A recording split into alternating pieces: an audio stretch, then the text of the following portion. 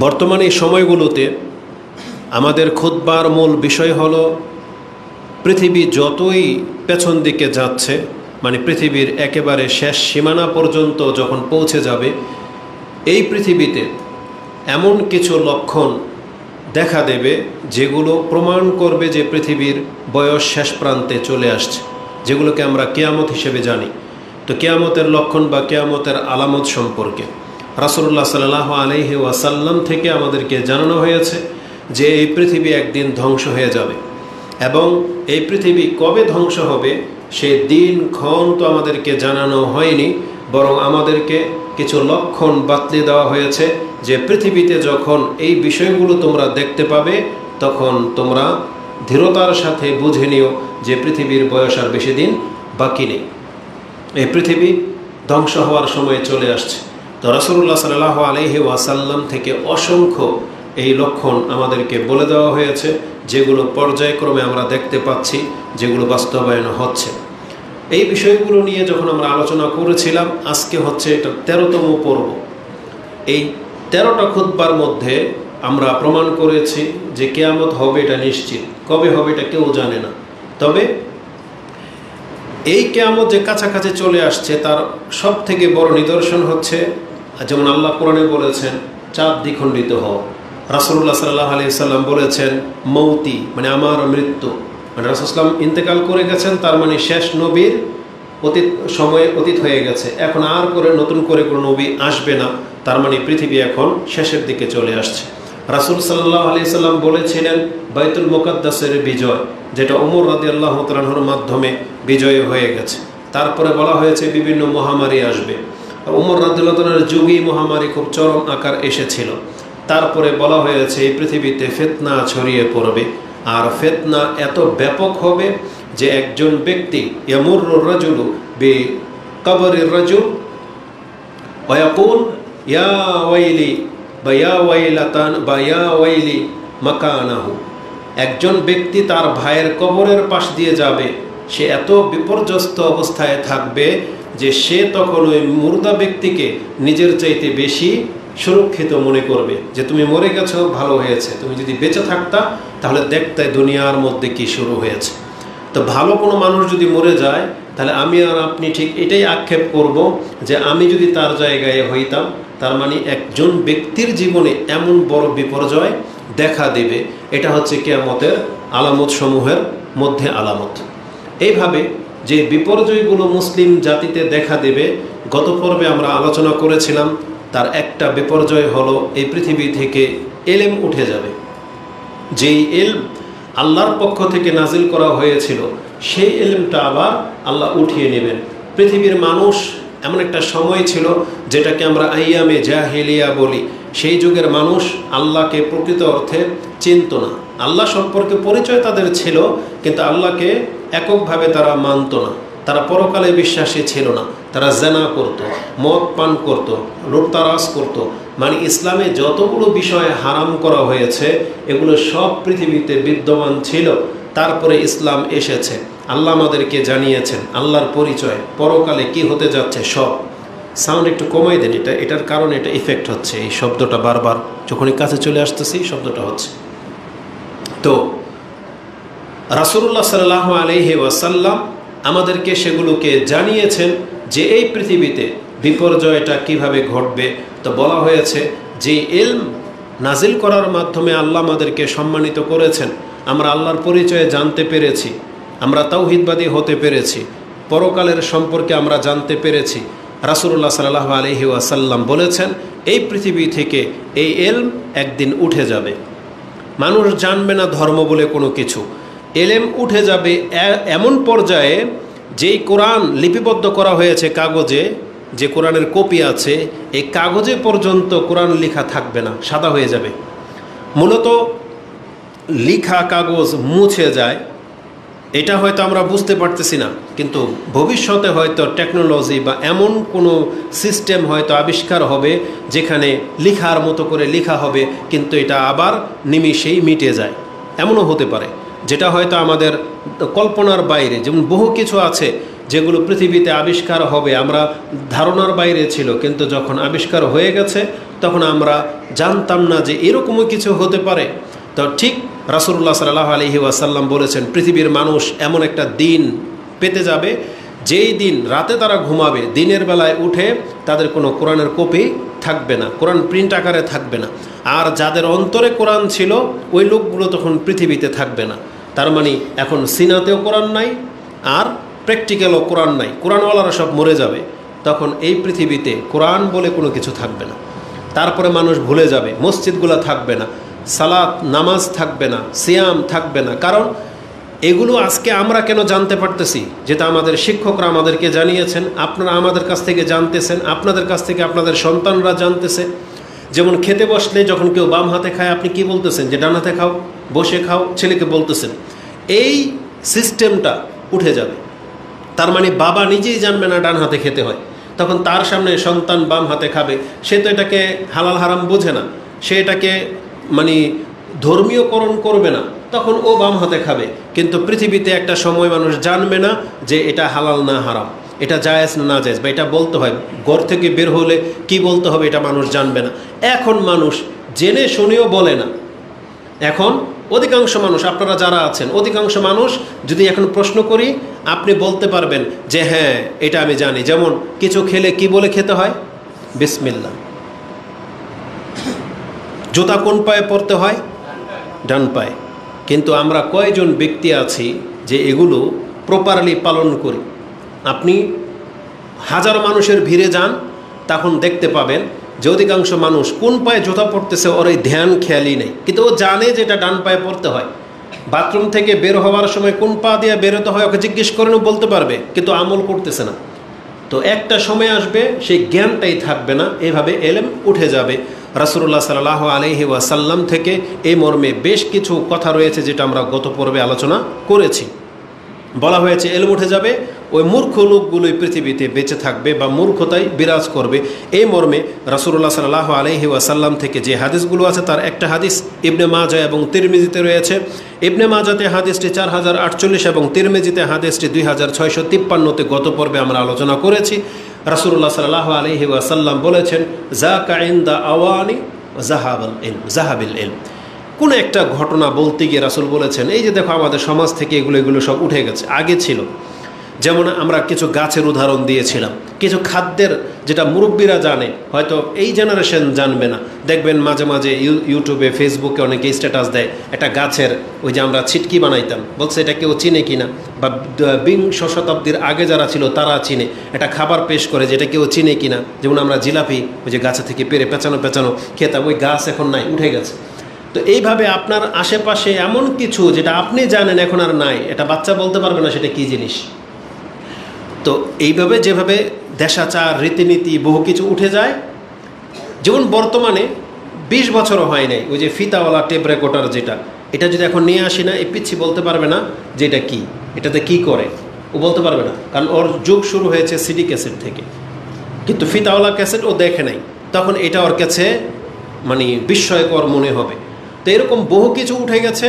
রাসূল বলেছেন, যাকা ইনদা আওয়ানি জাহাবিল ইলম। এইভাবে একদিন কোরআন উঠে যাবে, আল্লাহর পক্ষ থেকে যে ইলম নাজিল করা হয়েছে সেগুলো বিলুপ্ত হয়ে যাবে, মানুষ জানবে না। তো এই হাদিসের মধ্যে রাসূলুল্লাহ সাল্লাল্লাহু আলাইহি ওয়াসাল্লাম আমাদেরকে এটাও জানিয়েছেন যে কিভাবে পৃথিবী থেকে ইলমটা উঠে যাবে, সেটা আমরা গত পর্বে আলোচনা করেছি। তাতে আছে মুখ্য দুইটা বিষয়। তার একটা হলো ইলম উঠে যাবে আলেম গায়েব হয়ে যাওয়ার মাধ্যমে। মানে এই সমাজে বা এটা বাস্তব দেখা যায়, বর্তমানে সবাই ইসলাম সম্পর্কে জানে না। ইসলাম সম্পর্কে কিছু মানুষ আছে যারা গভীরভাবে জানে, এদের মরে যাওয়া মানে ওই এলেম শেষ, উঠে যাওয়া। তার স্থলাভিষিক্ত নতুন করে কিন্তু বড় মাপের কোনো আলেম জন্ম হচ্ছে না। যেমন পূর্বে থেকে ইমাম বুখারী ধরে নেন, তার যুগ থেকে নিয়ে ইমাম বুখারী, মুসলিম, তিরমিজি, আবু দাউদ, তাদের সমমানের কোনো আলেম বর্তমানে বেঁচে আছে? নাই। তার পরবর্তী যুগে ইবনে কাসির রাহমাহুল্লাহ আসছে, ইবনুল কাইয়িম, তারপর ইবনে তাইমিয়া, বিন বাজ, শেখ সালেহ আল ওসাইমিন, এবং পৃথিবীর যে কোনো প্রান্তে এমন বহু বড় আলেমরা আছেন যাদেরকে আমরা চিনিও না। তো তারা যখন বিদায় হয়ে গেছেন, তাদের স্থলাভিষিক্ত আর কাউকে আমরা পাচ্ছি না। তারপর আমাদের মতো ছোটরা বাকি থাকবে, তারপরে ওই লেভেলের মানুষগুলো যখন পৃথিবী বিদায় নেবে তখন ইসলামের যতটুকু বাকি থাকবে ততটুকু উঠে যাবে। আর কিভাবে এলেম উঠে যাবে? জনসাধারণের কাছ থেকে রাসূল বলেছেন আমল করা উঠে যাবে। মানে সে জানে, যে একটু আগে উদাহরণ দিলাম, বিসমিল্লাহ বলে খেতে, এটা আপনি জানেন কিন্তু আমল করেন না, তার মানে আপনার ঘর ওই মূর্খ ঘরদের মতো। যেই ঘরের মানুষ ইসলাম পালন কিভাবে করে জানে না, আর আপনি জানেন কিন্তু আমল করেন না, তাহলে দুই ঘর সমান।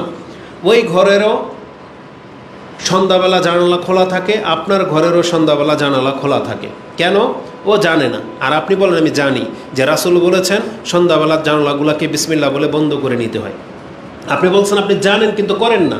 তাহলে জানা ব্যক্তি আর না জানা ব্যক্তির মধ্যে কোথায় মিল হলো? ওই খোলা রাখা। কারণ জানলে বন্ধ থাকতো, তার মানে আপনার এই জানা এটাকে মূর্খতার প্রমাণ করে। যারা জেনে শুনে সুদ খায়, যারা জেনে শুনে মিথ্যা বলতেছেন, যারা জেনে শুনে মানুষকে ঠকান, যারা জেনে শুনে দুর্নীতির সাথে জড়িত, তারা আপনার এই জ্ঞান যখন আপনাকে বাঁচাইতে পারলো না, তাহলে আপনিও মূর্খের সমান। যেই ব্যক্তি জানে না যেটা নেশা, খেলে নেশা হয়, এটা হারাম, জানে না, খাচ্ছে, আর যে জেনে শুনে নেশা করে, তাহলে দুই ব্যক্তির এক জায়গায় গিয়ে মান সমান। সেটা কি? ওই পাপের কাজে দুইজনই অংশ নিয়েছে।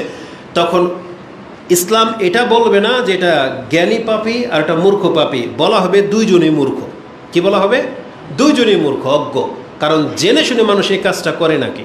যেমন যারা জানে যে প্রথম কাতারের মর্যাদা বেশি, কিন্তু সে জীবনও কোনোদিন প্রথম কাতারে বসে নাই, তাহলে তার মর্যাদা হলো ওই ব্যক্তির মতো যে কেন পেছনে বসে, ও জানে না প্রথম কাতারের মর্যাদা কি।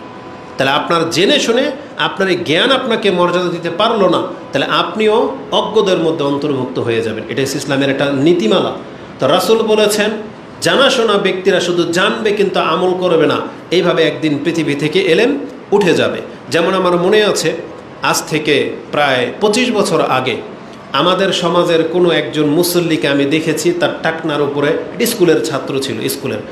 তখনকার সে কি আহলে হাদিস ছিল না জামাত ইসলামের ছিল জানি না, কিন্তু কেন যেন সন্দেহ, মানে মনে হচ্ছে তখন সে জামাত ইসলামের কেউ ছিল, অথবা সে আহলে হাদিস হয়েছে কিন্তু আমরা জানতাম না। তার প্যান্ট টাকনার উপরে ছিল, একজন ইয়ং বয়সের ছেলে, স্কুলে পড়ে, এবং তাকে আমি নামাজের মধ্যে আঙ্গুলও হিলাইতে দেখেছি। আজ থেকে 25 বছর আগে আমাদের হানাফি সমাজের একটা মসজিদের কথা বলতেছি। তখন আমি 5 ওয়াক্ত নামাজও পড়ি না, হয়তো কৌতূহলী পোলাপান মানুষ। তো হুজুরকে কি জিজ্ঞেস করলাম, আমার কাছে নতুন লাগছে যে এই আঙ্গুলকে হিলাই কেন? তো ইমাম বলল যে এটারও প্রমাণ আছে, এটা আছে হাদিসে। তখন আজ থেকে 25 বছর আগের এক হানাফি হুজুরের কথা, যে বলতেছে আঙ্গুল হিলানোটা এটাও আছে। এইভাবে যদি সব আলেমরাই যদি বলে দিত সত্যটা, যে আমি এটা করি না, আমার কাছে এটা অতটা পাওয়ারফুল ইবাদত না, তাহলে ওই ব্যক্তি করতেছে মানে হাদিসে আছে, তাহলে কি এই সমাজে দ্বন্দ্ব হবে? দ্বন্দ্ব হওয়ার কথা ছিল না, যার কাছে যেটা মূল্যায়ন পাবে। কিন্তু বর্তমানে সব হানাফি না, কিছু হানাফি আছে যেগুলো দুষ্ট মার্কা, এগুলো হচ্ছে হিন্দুদের মতো, যারা দাঙ্গা লাগাতে চায়। হিন্দুদের মধ্যে সব হিন্দু কিন্তু এক না, কিছু হচ্ছে সাধারণ মুসলিমদের মতো সাধারণ হিন্দু, আর কিছু আছে দাঙ্গাবাজ হিন্দু। ও টেকনিক করে, মানে মুসলিমের রূপ ধরে মন্দির ভাঙবে যাতে মুসলিম আর ঝগড়া লেগে যায় হিন্দু। ঠিক মুসলিমদের মধ্যেও হানাফিদের মধ্যে এমন দুষ্ট প্রকৃতির কিছু হানাফি আছে, কবর মাজার পূজারি বা কিছু, এরা হানাফি নাম দিয়ে হানাফি সমাজটাকে বদনাম করতে চায়, বুঝছেন? এরপরে ওই হানাফি আর আহলে হাদিসের মধ্যে একটা দ্বন্দ্ব লাগাতে চায়। অথচ হানাফি বিজ্ঞ আলেম যারা সৎ, তারা ভালো করে বুঝে যেগুলো কোরআন সুন্নাহ মোতাবিক হচ্ছে, তারা একটা করতেছে, আমরা একটা করতেছি, তবে দ্বন্দ্ব করা যাবে না, এটা তারাও বুঝে। কিন্তু বেশি অ্যাগ্রেসিভগিরি যারা দেখায়, তারাই মূলত ওই সমাজে মাতাব্বরি টাইপের ঝগড়াটা লাগায়। যেমন এইখানে একজন ইমাম যদি থাকে, পেছন থেকে কেউ আমিন বলছে, সে নামাজই বন্ধ করে দেবে। এমনও মসজিদ আছে নামাজ ছেড়ে দিয়েছে, নামাজ ছেড়ে দেয়, কে আমিন বলল, আচ্ছা ওর গায়ে লাগলো কেন? তার মানে ও হচ্ছে ফাসাদকারী, বুঝলেন? কিন্তু ও যদি জ্ঞানী হতো তাহলে ওর গায়ে লাগার কথা ছিল না, কারণ ও একজন ইমামের সব রকমের জ্ঞান থাকতে হবে। কেউ যদি হাত ছেড়েও নামাজ পড়ে, ইমাম কোনোদিন নামাজ ছেড়ে দিয়ে ওকে ধাক্কা দিয়ে বের করে দিবে না, এটা তো মূর্খামের প্রমাণ। আফগানিস্তানে এমন একটা ঘটনা ঘটেছে, সৌদি আরব থেকে, আরব দেশ থেকে, মানে মুজাহিদ হয়ে ওদের পক্ষ হয়ে গেছে জিহাদ করতে, যুদ্ধ করতে, কিন্তু ওরা মাযহাবের উপরে এত বেশি গোরামি। পাশে একজন সালাফি ব্যক্তি ছিল যে আঙ্গুল হিলিয়েছে, ওই আফগানি গোরা ও নামাজ অবস্থায় আঙ্গুল ধরে আঙ্গুলে ভেঙে ফেলছে, বোঝেন অবস্থা। অথচ এ গেছে ওদেরকে সাপোর্ট করতে মুজাহিদ সেজে, কিন্তু অজ্ঞতা মানুষকে কত নিচে নামিয়ে দেয়, নামাজে আঙ্গুলে ভেঙে ফেলছে। কত রাগ হলে মানুষ এমনটা করতে পারে। তালাকুল্লি হাল। তো 25 বছর আগে যখন দেখলাম যে টাকনার উপর প্যান্ট আবার আঙ্গুল হিলায়, কেন এই কথাটা বলতেছে এখানে? তখন ওই ওর আমলটা কিন্তু একটা অ্যাডভার্টাইজ, ও যেটা করেছে ওর থেকে আমি একটা কিছু শিখলাম যে এমন কিছু একটা আমল আছে। এখন আপনি মসজিদে ঢুকলেন, মাগরিবের সময় ঢুকলেন, এসে দেখেন যারাই আসতেছে বসে যাচ্ছে, যারাই আসতেছে বসে যাচ্ছে। কোরআন হাদিসের কথায় কি আছে? হাদিসের মধ্যে আছে বাইনা সালাতাইনে বাইনা আজানাইনে সালাতুম, দুই আজানের মাঝে নামাজ আছে, লিমান শাহ, যেই ব্যক্তি চায় পড়তে পারে, এটা হাদিসে আছে। আরব দেশে এখনই। আর ওই হাদিস ইযা দাখালা আহাদুকুমুল মসজিদ ফালা ইয়াজলিস হাত্তা ইউসাল্লিয়া রাকাতাইন, যেই কোনো ব্যক্তি মসজিদে ঢুকবে 2 রাকাত সালাত আদায় না করে সেজন্য না বসে, এগুলো হাদিসের কিতাবাদের মধ্যে আছে। এখন আপনি জানেন কিন্তু আমল করলেন না। যারা এই যে কোরআন সুন্নাহর অনুসারী হচ্ছেন তারা জানেন, কিন্তু হানাফিদের ভয়ে বা এলাকার মসজিদের তিরস্কারের কারণে বা কোনো একটা কারণে আপনি নামাজ পড়লেন না, এসে তাদের মতো করে বসে গেলেন। তারা আপনার এলম আমল না করার কারণে এই এলমটা বিলুপ্ত হয়ে যাচ্ছে বা অজ্ঞতার মধ্যে চলে গেছে। হানাফি যে কোনো মসজিদে ঢোকেন মাগরিবের নামাজের আগে তাদের নামাজ পড়তে আপনি দেখতে পাবেন না, একজনকেও দেখতে পাবেন না। তার মানে কি একজনও কি জানে না? জানে হয়তো, কিন্তু মানে না, কারণ তাদের অভ্যাসরত তারা এই কাজটা করতেছে। তার মানে বোঝাইতে চাইলাম, এলেম থাকা এক জিনিস, যদি আমল না থাকে তখন ওই জানাশোনা এলেমটা বিলুপ্ত হয়ে যায়, সে সমাজ থেকে বিলুপ্ত হয়ে যাবে। তো এইভাবে এলেম উঠে যাবে পৃথিবী থেকে। এইভাবে ইসলাম সুন্নাগুলা কিন্তু উঠে গেছে। অনেকে আছে সুন্না জেনে শুনে সেটা করেন না, তখন আপনার এই জানাশোনা সুন্নাটা এই সমাজ থেকে গায়েব হয়ে গেছে। এই জন্য রাসূল বলেছেন মান আহিয়া সুন্নতি ফাকাদে আহাব্বানি, যেই ব্যক্তি আমার সুন্নাটাকে জীবিত করলো সেই ব্যক্তি মূলত আমাকে ভালোবাসে। ওমান আহিয়া সুন্নতি ফাকাদে আহাব্বানি ওমান আহাব্বানি কানা মাই ফিল জান্নাহ, আর যে আমাকে ভালোবাসে সে আমার সাথে জান্নাতে থাকবে। কথায় কথায় হাদিসটা বলে দিয়েছি, তবে জেনে নেন এই হাদিসের মান হচ্ছে দুর্বল। হাদিসটা একেবারে যদি তাহকিক করা হয়, নেওয়া হয়, সব মতগুলো তাহলে হাসান পর্যন্ত পৌঁছবে, মানে গ্রহণযোগ্যতায় পৌঁছবে। তার মানে হাদিসের মানটা মূলত দুর্বল, এই হাদিসের যে লেভেলটা আছে। কিন্তু আরেকটা হাদিস আছে যেটা একেবারেই সহিহ না, একেবারেই সহিহ না। সেটা কি? মান আহাব্বা সুন্নতি ফাকাদে আহাব্বানি ওমান আহাব্বানি কানা মাই ফিল জান্নাহ, যে আমাকে ভালোবাসে, যে আমার সুন্নতকে ভালোবাসে সে আমাকে ভালোবাসলো, আর যে আমাকে ভালোবাসে সে আমার সাথে জান্নাতে থাকবে। এটা একবারেই দুর্বল, একবারে নিতান্তই দুর্বল। অথচ এই হাদিসটাই দেখবেন বহু ইমাম, বহু মুফাসসির, বহু বক্তা তার বক্তব্যের মধ্যে বলতেছে যে মান আহাব্বা সুন্নতি ফাকাদে আহাব্বানি, যে আমার সুন্নতকে ভালোবাসলো সে আমাকে ভালোবাসলো। এটা তাকে ডাল ভাত, ডাল ভাতের মতন কথা। কে আছে রাসূলের সুন্নতকে ভালো না বাসবে? আমরা সবাই রাসূলের সুন্নতকে জানলে ভালোবাসবো, কিন্তু ভালোবাসলেই যে আপনি রাসূলকে ভালোবাসেন এটা প্রমাণ হয় না, বরং সুন্নত মোতাবিক আমল করলেই এটাই হচ্ছে প্রমাণ যে আপনি রাসূলকে ভালোবাসেন। কারণ মান আহাব্বার চাইতে মান আহিয়া সুন্নতি এটার গুরুত্ব বেশি। কারণ একটা সুন্নাতকে জীবিত করা অনেক সময় রক্তক্ষয়ী যুদ্ধ লেগে যায়। একটা মহল্লা থেকে একজন ব্যক্তিকে মসজিদ থেকে বের করে দেয় শুধু একটা সুন্নতকে আদায় করার কারণে। এজন্য সুন্নতের ভালোবাসা ওইটা হাদিস সঠিক নয়, বরং মান আহিয়া সুন্নতি, যে আমার সুন্নতটাকে জীবিত করলো এ মূলত আমাকে ভালোবাসে, এইটা প্রাধান্যযোগ্য হাদিস। যদিও হাদিসের মান অতটা স্ট্রং না, তবে গ্রহণযোগ্যতার মধ্যে আসলে এটা আসতে পারে, এটা বলে দিলাম। তো যেই ব্যক্তি জানেন কিন্তু আমল করেন না, তার মানে জেনে নেন আপনার মর্যাদা হলো ওই ব্যক্তির মতো যে ব্যক্তি জানে না। যেমন আপনি দাঁড়িয়ে আছেন এমন জায়গায় আপনার পায়ের নিচে ময়লা, পায়খানা, আপনি পাড়া দিয়ে দাঁড়িয়ে আছেন। অনেক সময় হয় কিনা, আমাদের ব্যক্তি জীবনে বহুবার হয়েছে, রাস্তাঘাটে চলতে গেলে আপনি না জেনে শুনে ময়লায় পাড়া দিয়ে ফেলেছেন।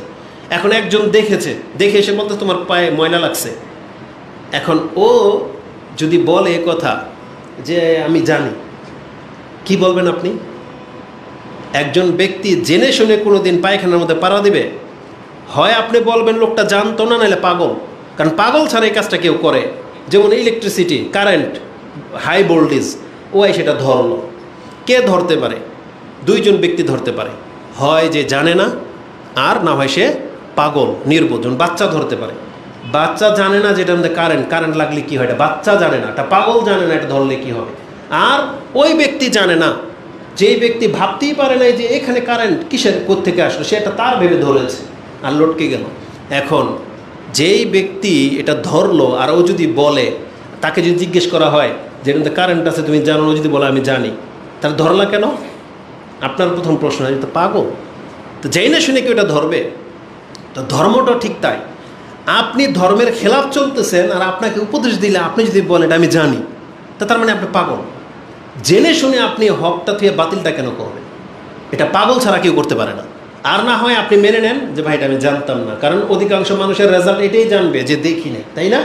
ময়লাটা পাড়া দিস বললে কি বলবে? আমি দেখি নাই। তাহলে এটা হচ্ছে ওর উজুর, এটা হচ্ছে ওর দুর্বলতা, বা এটা হচ্ছে ওর অজ্ঞতা, যেটা না জানার কারণে পাড়া দিয়েছে। তাহলে যেই ব্যক্তি জেনে শুনে পাড়া দেবে, তাহলে ওর মর্যাদা হলো ওই ব্যক্তির মতো যে জানে না, মানে মূর্খ। এই জন্য যারা যতটা ইসলাম জানেন, আপনি যদি আমল না করেন, তাহলে আপনার এই জানা বৃথা। আপনাকে ইসলামের খাতার মধ্যে অজ্ঞতা হিসেবে গণনা হবে, জ্ঞানীদের খাতায় আপনার নাম উঠবে না কিয়ামতের মাঠে, কারণ আপনি অজ্ঞ ছিলেন, এটা বলা হবে। যারা কোরআন পড়তে জানেন কিন্তু পড়েন না, তার মানে আপনার লিস্ট হচ্ছে অজ্ঞদের লিস্ট। একটা লোকে কোরআন পড়ে না, কেন দেখবেন যে বসে আছে মসজিদে জিকির করতেছে কিন্তু কোরআন পড়ে না, ওকে জিজ্ঞেস করে বলবে যে ভাই আমি তো ছোটোবেলায় শিখি নাই, কোরআন পড়তে পারি না। তাহলে আপনি বসে আছেন যে, তার মানে আমরা কি মনে করব? তার মানে এই লোকগুলো মনে কোরআন পড়তে পারে না, কারণ এই যে এরা কোরআন পড়তেছে, এরা বসে আছে, তার মানে এরা মনে কোরআন পড়তে পারে না। তাহলে অপরিচিত কোনো ব্যক্তি যখন আসবে, হুকুম লাগাবে কিসের ভিত্তিতে? আমলের ভিত্তিতে। যখন আপনি আমল করবেন তখন আমি বুঝবো যে লোকটা জানে। যেমন আপনার চোখের সামনে অনেকে আলহামদুলিল্লাহ বলে, হাঁচি দেয়, আলহামদুলিল্লাহ বলে, কিন্তু আরেকজনও হাঁচি দিয়ে চুপ করে আছে। আমি কি মনে করব? আমি মনে করবো যে এই লোকটা জানে, যা হাঁচি দিলে যে আলহামদুলিল্লাহ বলতে, এটা জানে। আর উনি বললো না মানে উনি হয়তো এটা জানে না, তার মানে অজ্ঞ, তাই না? এখন ওনাকে যদি বলা হয় যে হাঁচি দিলে তো আলহামদুলিল্লাহ বলতে হয়, উনি যদি বলে আমি জানি, তার মানে তাহলে ওনার এই জানাটা উনি দাবি করতেছে জানে, কিন্তু সামনের লোকে ওনাকে কি মনে করতেছে? অজ্ঞ, সেটা জানে না। তো জেনে শুনে কোনো ব্যক্তি যদি আমল না করেন, তাহলে আপনার অবস্থা হয়ে যাবে না জানা ব্যক্তির মতো। তো রাসূল বলেছেন দুইভাবে ইসলাম উঠে যাবে পৃথিবী থেকে। এক, যারা জানে তারা আমল করবে না, আর যারা আমল করে জানে এদের সংখ্যা কমে যাবে, আল্লাহ এদেরকে উঠিয়ে নেবে। মানে এরা মরে গেলে ইসলাম পালন করার মতন কোনো ব্যক্তি আর পৃথিবীতে বাকি থাকবে না। এইভাবে একদিন ইসলামই হারিয়ে যাবে। যেমন স্পেনে একটা সময় নাকি মুসলিমদের রাজত্ব ছিল, কিন্তু এখন খ্রিস্টানরা বসবাস করে। এখানে মুসলিমদের কোনো ঐতিহ্য কিছুই নেই, কারণ সেখানে ইসলাম পালন করার মতন কোনো ব্যক্তি নেই। আর এই কথাটাই রাসূলুল্লাহ সাল্লাল্লাহু আলাইহি সাল্লাম ওই বদরের যুদ্ধে, প্রথম যুদ্ধে বলেছিলেন 313 জন, তাই না? বদরের যুদ্ধে কয়জন ছিল? এই 313 জন মাঠে নামিয়ে দিয়ে রাসূল আল্লাহর কাছে দোয়া করছে, আল্লাহুম্মা ইন তুহলিক হাযিহিল ইসাবাতা মিন আহলিল ইসলাম। আল্লাহ, ইসলাম পালন করার এই ছোট্ট দলটাকে যদি আজকে তুমি হালাক করে দাও, আজকে যদি কাফেররা এদেরকে মেরে দেয়, লাম তুরবাদ ফিল আরদ, তাহলে এই জমিনে তোমার ইবাদত করার মতো আর কেউ বাকি থাকবে না। মানে এই জমিনে তোমার আর ইবাদত হবে না, কারণ ইবাদত করার মতো এই 313 জনই ছিল, এদেরকে আমি নিয়ে আসছি। আজকে এরা যদি হালাক হয়ে যায়, তা তোমার ইবাদত করবে কারা? আল্লাহুম্মা ইন তুহলিক হাযিহিল ইসাবাতা মিন আহলিল ইসলাম লাম তুবাদ ফিল আরদ আল্লাহুম্মা আনজিজলি মা ওয়াক্তানি। আল্লাহ তুমি আমার সাথে যা ওয়াদা করছো আজকে বাস্তবায়ন করে দেখাও। আল্লাহ করেছিল, আল্লাহ বাস্তবায়ন করে দেখিয়েছিল। কি করেছিল? 313 জনকে আল্লাহ বিজয়ী দান করে দিলেন। তার মানে আমি বোঝাতে চাইলাম, ইসলাম পালন করার মতন ব্যক্তি যদি না থাকে যেই সমাজে, সেই সমাজে ইসলাম থাকবে না। মানে একজন মুসলিমই পারে ইসলামটাকে টিকিয়ে রাখতে। ইসলাম মুসলিমকে টিকাবে না, বরং মুসলিমের দায়িত্ব ইসলামকে টিকিয়ে রাখা। আজকে ইন্ডিয়াতে হিন্দুরা দায়িত্ব নিয়ে নিয়েছে ইসলাম রাখবে না। তো ইসলাম না রাখলে কি করতে হবে? মুসলিমদেরকে সরাও। এই জন্য তারা মুসলিমকে নিধন করার কাজে লেগে গেছে। মসজিদ ভেঙে দাও। মসজিদ ভাঙা মানে কি? ইসলাম ভাঙা। কারণ মসজিদ না থাকলে ইসলাম চিনবেনই না যে এই এলাকার মানুষ মুসলমান না হিন্দু। বোঝেন না টেকনিকটা কোথায়? কিন্তু ওরা চাচ্ছে কি রাখবে না? ইসলাম রাখবে না। আর ইসলামকে সরাতে হলে কি সরাতে হবে? মুসলিমদেরকে সরাতে হবে। এটাই টেকনিক। আর আমরা যদি এখন এর বিপক্ষে বলি, আমরা চাই বাংলাদেশে ইসলাম টিকে থাকুক, তাহলে কাদেরকে টিকে থাকতে হবে? মুসলিমদেরকে টিকে থাকতে হবে, ইসলাম পালনকারীদেরকে টিকে থাকতে হবে। আজকে ইসলাম, কোরআন এবং সুন্নাহকে যদি আপনি টিকাতে চান আপনার সমাজে, আপনার মসজিদে, তাহলে আপনাকে কোরআন সুন্নাহ মোতাবেক আমলকারী হয়ে যেতে হবে। না হলে এটা দখল করে নেবে কোনো কবর মাজার পূজারী, দখল করে নেবে কোনো মাযহাবী, দখল করে নেবে কোনো আউল ফাউল বাউলের কোনো লোক। কিন্তু আপনি যদি চান না আমার দখলে থাকবে, তাহলে আপনি কোরআন সুন্নাহ মোতাবেক আপনাকে আমল করতে হবে। যেগুলো কোরআন সুন্নাহ মোতাবেক আপনাকে জীবন চলে যাবে, এগুলো ছাড়া যাবে না, এগুলোর উপর আমল করতে হবে, তাইলে ইসলাম টিকে থাকবে। এইভাবে না একটা জেনারেশন টিকে থাকে। তো রাসূল বলেছেন যে ইসলাম একদিন উঠে যাবে কিসের মাধ্যমে? ইসলাম পালনকারী ব্যক্তিদের বিদায় হয়ে যাওয়ার মাধ্যমে। তো এই পর্বটা আমরা আলোচনা করে ফেলেছি, এই জন্য এদিকে আর যেতে চাচ্ছি না। এই হাদিসের মধ্যে সাহাবা একরাম, সাহাবী আরেকটা কথা বলেছেন, তোমরা যদি চাও যে পৃথিবী থেকে কিভাবে এলেমটা উঠে যাবে, একটা নিদর্শন তোমাদেরকে দেখিয়ে দিতে পারি। যে কোন জিনিসটা এখন আমাদের কাছ থেকে উঠে যাচ্ছে। তিনি বলেছেন, হলফ করে বলেছেন, ইনশিতা লাউ হাদ্দিসান্নাকা বিআউয়ালি ইলমিন ইউরফাউ মিনান নাস। তুমি যদি চাও যে মানুষের মধ্য থেকে কোন জ্ঞানটা প্রথমে উঠে গেছে বা যাচ্ছে, আমি তোমাকে দেখিয়ে দিতে পারি। আর সেটা হচ্ছে আল খুশু, মানে আল্লাহ সুবহানাহু ওয়া তাআলার জন্য একাগ্রতা, যেটা মানে একাগ্রতার সাথে ইবাদত করা, এই জিনিসটা মানুষের অন্তর থেকে উঠে যাচ্ছে। এটা আজ থেকে 1400 বছর আগের কথা, একজন সাহাবীর উক্তি, যে তুমি এখন রাসূল তো নাই, রাসূল চলে যাওয়ার পরে আবু বকর নাই, উমর নাই, ওসমান নাই, আলী নাই, তারা বিদায় হয়ে গেছে। তো এইভাবে গণ্যমান্য ব্যক্তিরা যখন বিদায় হয়ে যাচ্ছে, তৎকালীন সময়ের মুসলিমদের চরিত্র কেমন হয়ে যাচ্ছে ওইটাকে তুলে ধরতে গিয়ে একজন সাহাবী কথাটা বলেছিল যে তুমি যদি চাও আমি তোমাকে দেখাতে পারি যে মানুষের মধ্য থেকে এলেম কিভাবে যে উঠে যাবে। একটা এলেম উঠে গেছে, সেটা কি বলা হয়েছে আল খুশু। এটা এলেম কিনা, মানে আপনার অন্তরে আল্লাহর জন্য একাগ্রতা থাকবে, একবারে আপনি আল্লাহর জন্য নমনীয় হয়ে যাবেন। এটাকে আমাদেরকে শিক্ষা দেওয়া হয়েছে না? আল্লাহ বলেছে না যে তোমরা খুশু খুজুর সাথে আল্লাহর ইবাদত করো। কোন ইবাদ আল্লাহ,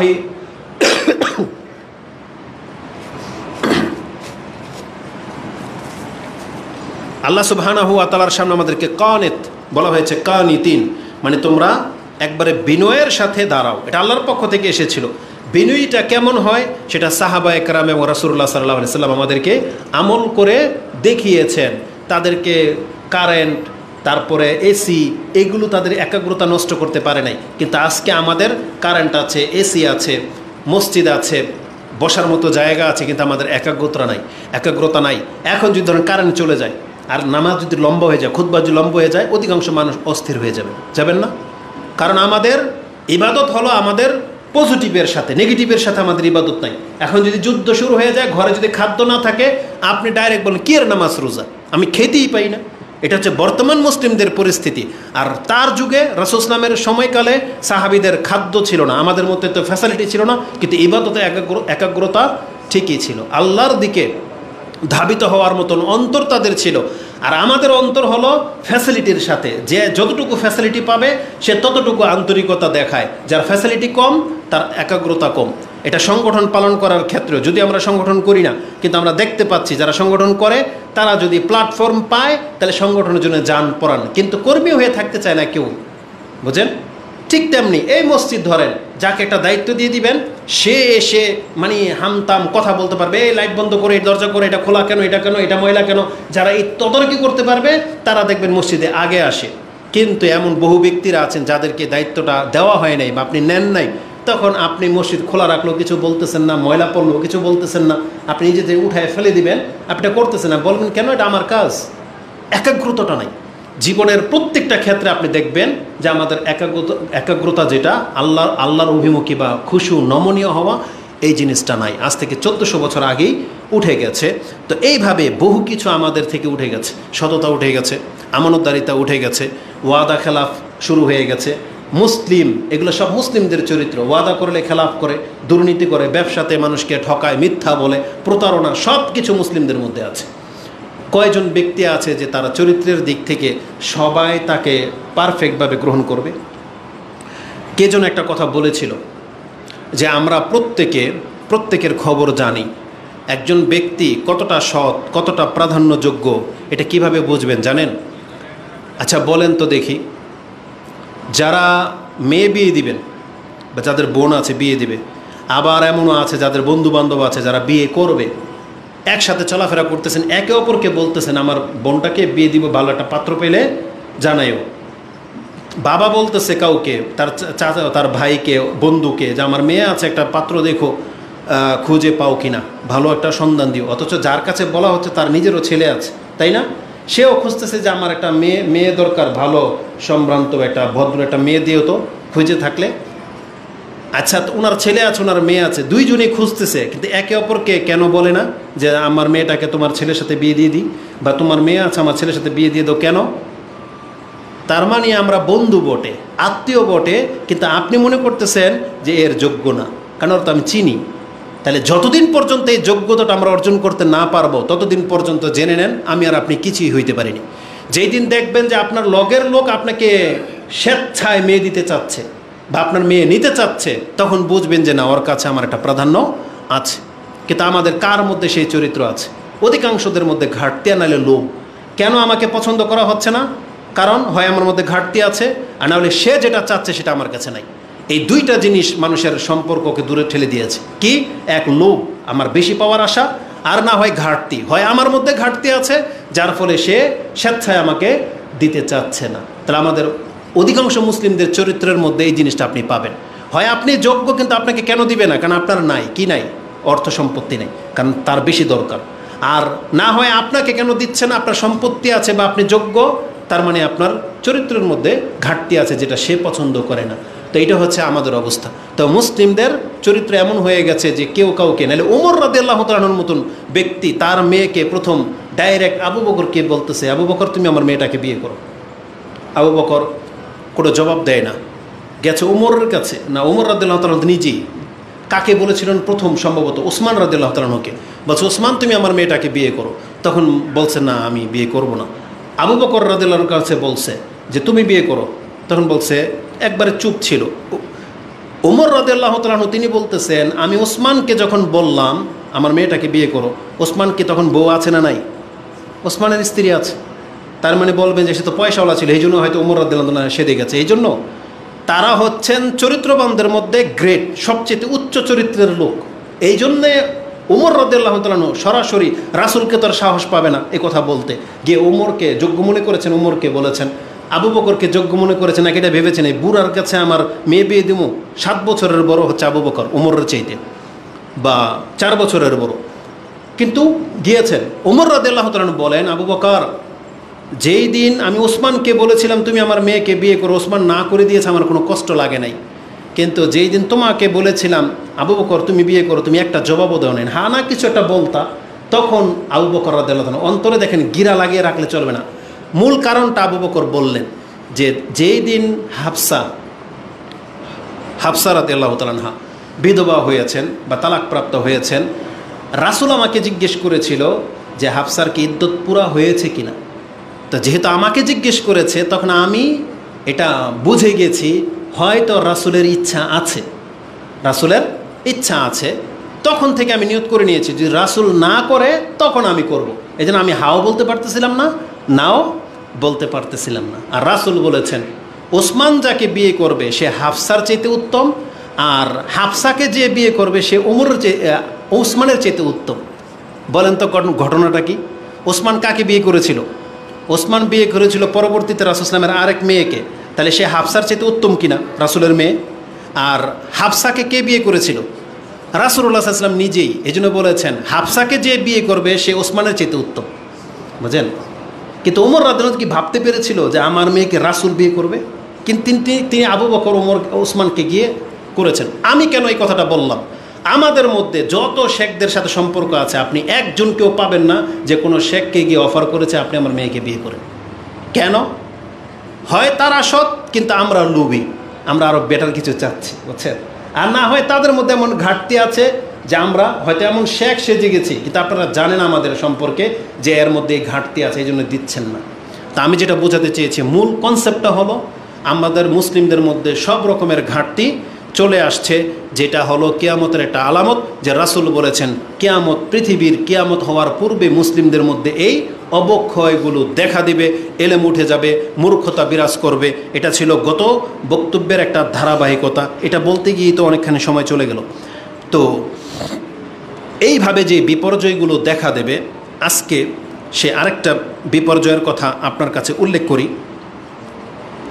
এই হাদিসের মধ্যে এই কথাটাও আছে যে বলেছিল না খুশু উঠে যাবে। তারপর তিনি বলেছেন ইউশিকু আন তাদখুলা মসজিদা জামাআতিন, আমার ভয় হয়, আমার কথার সত্যতা প্রমাণ করতে গেলে চলো তুমি আর আমি এখন কোন একটা জামা মসজিদের মধ্যে যাই। এটা হচ্ছে মসজিদে জামে, মানে এখানে জামাত হয়, এই যে জুমার খুতবা হচ্ছে। আমরা এমন একটা জামা মসজিদে ঢুকি, গিয়ে তুমি দেখতে পাবে ফালা তারা ফিহি রাজুলান খাশিয়ান, আল্লাহর ভয়ে একজন ব্যক্তি আল্লাহর ভয়ে নামাজে দাঁড়িয়ে আছে বা নামাজে তার আল্লাহর ভয়টা প্রকাশ পাচ্ছে, তুমি একজন ব্যক্তিকেও হয়তো পাবে না। এটা আজ থেকে 1400 বছর আগে একজন সাহাবী বলতেছেন যে মসজিদগুলোতে ঢুকলে এখন কেউ আল্লাহর ভয়ে নামাজ পড়তেছে এরকম ব্যক্তি পাওয়া খুব মুশকিল আছে। তাহলে এটা যদি আজ থেকে 1300 বছর আগের ইতিহাস হয়, এই 1300 বছরে আমাদের চরিত্র কতটা নিচে নেমে গেছে আপনি বলেন। এই জন্য আমরা দাবি করতে পারি হ্যাঁ আমরা আল্লাহকে ভয় করি, আমরা ইসলাম পালন করি, এটা দাবি মাত্র, কিন্তু আমাদের তল্লাশি চালানো হলে বাস্তবিকই দেখা যাবে যে আমাদের মধ্যে ইসলামের বহু কিছুর ঘাটতি রয়েছে। তো এইভাবে মানুষের অন্তর থেকে ইসলাম একদিন উঠে যাবে। যেহেতু মসজিদ ভিত্তিক কথাটা আসছে, আর আমাকে জানানো হয়েছে যে এই মসজিদটা আজ থেকে 2-3 বছর হয়েছে, তাই না? কিন্তু এই মসজিদ সম্পর্কে আপনাদের তেমন কোনো তৎপরতা নাই। আজকে হয়তো জুমার দিন, সেই জন্য হয়তো এসেছেন, কিন্তু আশেপাশে যারা হয়তো আসতে সক্ষম, খোঁজ খবর নিতে পারেন, এসে বসতে পারেন, একটু কথাবার্তা আলোচনা করতে পারেন, যে 1 রাকাত নামাজ পড়ে আসি, দিনী ভাইদের সাথে একটু দেখা সাক্ষাৎ কথা বলে আসি, মসজিদে কি লাগবে একটু খোঁজ খবর নিয়ে আসি, কিভাবে তারা চলে, কী রকমের বাধা বিঘ্ন আসতেছে, এগুলো নিয়ে একটু আমরা আলোচনা করি, কেউ করেছেন? আমার তো মনে হয় না।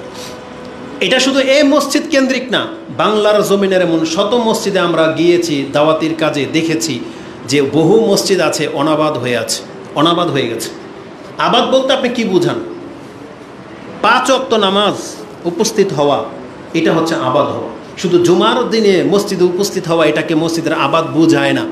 আমরা হয়তো জুমার দিন মসজিদে আসি, কিন্তু 5 ওয়াক্ত নামাজে আমরা মসজিদে আসি না। বরং মসজিদকে আবাদ করা মানে কি, কিয়ামতের আগে মসজিদের অবস্থাগুলো কি হয়ে যাবে, সেই দিকে আপনাকে একটু ইঙ্গিত করে দিই। রাসূলুল্লাহ সাল্লাল্লাহু আলাইহি ওয়াসাল্লাম তিনি আমাদেরকে শুধু 5 ওয়াক্ত নামাজের জন্যই মসজিদে আসতে বলেন নাই, আর এটা তো আল্লাহই ডেকেছেন যে 5 ওয়াক্ত নামাজে তোমরা মসজিদে আসো। কিন্তু এই মসজিদগুলো শুধু নামাজের জন্য বানানো হয় নাই, কারণ আল্লাহ সুবহানাহু ওয়া তাআলা যদি মসজিদকে শুধু নামাজের জন্য বানাতেন, তাহলে মসজিদে এসে নামাজ পড়লে ওই 27 গুণ নেকি সেটা নিয়ে ফেরত যেতেন। কিন্তু রাসূল বলেছেন, যেই ব্যক্তি সকাল এবং সন্ধ্যায় মসজিদমুখী হয়, আল্লাহ তার এখানে মেহমানদারের ব্যবস্থা করেন। তারপরে বলা হয়েছে, যেই ব্যক্তি সকাল সন্ধ্যায় মসজিদ দিকে হেঁটে আসে, তার প্রত্যেক কদমে তার মর্যাদা বৃদ্ধি পায় এবং তার গুনাহ খাতা ঝরে যায়। এটা হচ্ছে মসজিদের সাথে লেগে থাকার মর্যাদা। এটা শুধু নামাজের সাথে খাস না, মসজিদের সাথে সম্পর্ক।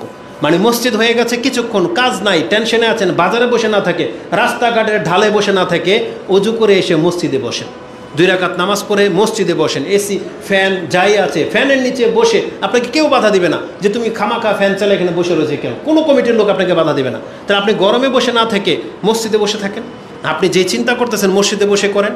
দুনিয়ার ফেতনা থেকে বাঁচতে চান, তাহলে মসজিদে এসে বসেন। আপনি মাঠে ঘাটে কী করেন? ওখানেও ফেতনা আপনাকে পেতে পারে, আপনার চোখ মহিলাদের দিকে যাবে, গান বাজনার শব্দ আপনার কানে চলে আসতে পারে। আপনি মসজিদে এসে বসেন। এটা ছিল মসজিদ বানানোর মূল কাজ, যেটা প্রশান্তির জায়গা হবে, যেখানে আপনার পাপ মাফ হবে, যেখানে আল্লাহর সাথে একটা সম্পর্ক গড়বে। কিন্তু সেই মসজিদকে আমরা জীবন থেকে উঠিয়ে ফেলেছি। রাসূলুল্লাহ সাল্লাল্লাহু আলাইহি ওয়াসাল্লাম কি শিক্ষা দিয়েছেন, মসজিদকে কেন নির্মাণ করা হয়েছে? একটা ফজিলতপূর্ণ হাদিস, যেটা ইমাম মুসলিম কোট করেছেন জিকিরের অধ্যায়ের 15 নম্বর পর্বে আপনি পেয়ে যাবেন। হাদিসটা হচ্ছে 6746। এটা বলার আগে আরেকটা হাদিস আপনাকে বলি, যেটা ইমাম তিরমিজি কোট করেছেন 223, এবং আবু দাউদে হাদিসটি 561তে রয়েছে। রাসূলুল্লাহ সাল্লাল্লাহু আলাইহি সাল্লাম বলেছেন, বাশশিরিল মাশশাঈন, তোমরা সুসংবাদ দিয়ে দাও ওই সমস্ত পদাচারীদেরকে যারা হেঁটে মসজিদের দিকে আসে।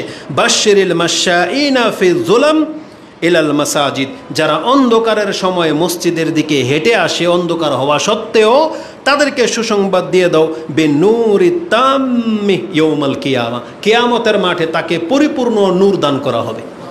তার মানে সবাই যেখানে অন্ধকার থাকবে, কিন্তু অন্ধকারে দুনিয়াতে যারা মসজিদের দিকে হেঁটে আসছে, আল্লাহ কিয়ামতের জান্নাতের পথের আলো, এটা আল্লাহ তার ব্যবস্থা করে দিবেন। এটা মসজিদের সাথে সম্পর্ক রাখার কারণে হয়েছে, যেটা আবু দাউদ এবং তিরমিজিতে আপনার কাছে কোট করা হলো। তার মানে মসজিদে শুধু নামাজের জন্য না, যখন তখন আপনি মসজিদের দিকে আসার চেষ্টা করবেন। মসজিদে এসে কী জন্য আপনি কি করবেন?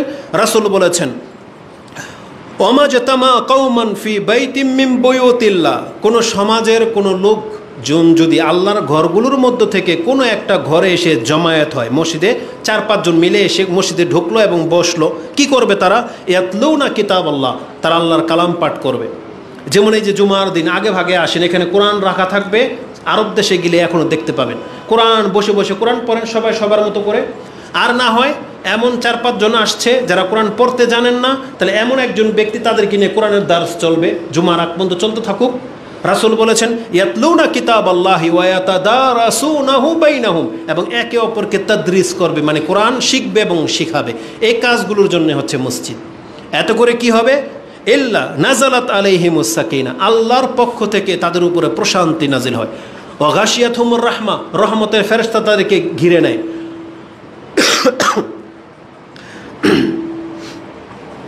ওয়া নাজালাত আলাইহিমুস সাকিনা ওয়া গাশিয়াতহুমুর রাহমা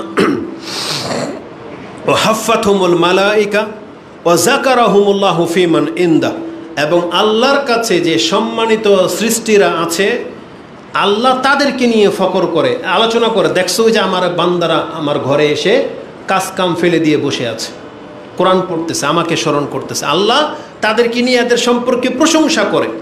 যখন একটা বড় লিডার তার মজলিসের সমালোচনায় যখন দেখছো এই যে দেখো ভিডিও ক্লিপ দেখায়, দলের জন্য মার খাচ্ছে, রক্ত দিচ্ছে, দেখছো এগুলো এরকম হোক, মানে এরকম হইতে বলে নেতারা বলে না। এক্সাম্পল স্বরূপ আল্লাহ সুবহানাহু ওয়া তাআলা ফেরেশতাদেরকে দেখায়, তোমরা এনে বলেছিলা এরা ফাসাদ সৃষ্টি করবে, এরা ঝগড়া করবে, রক্ত ঝরাবে, তো এরা কারা? এরাদের সব কিছু ফেলে দিয়ে মসজিদে এসে বসে আছে। আমাদেরকে এভাবে বলা হয়েছে যে আল্লাহ তাদেরকে নিয়ে প্রশংসা করে তাদের সম্পর্কে। তাহলে এটা হচ্ছে মসজিদের বরকত, যেখানে এসে মসজিদে আপনি অবস্থান করবেন, কোরআন পড়বেন, পড়াবেন। আল্লাহ সুবহানাহু ওয়া তাআলা কি বলেছেন?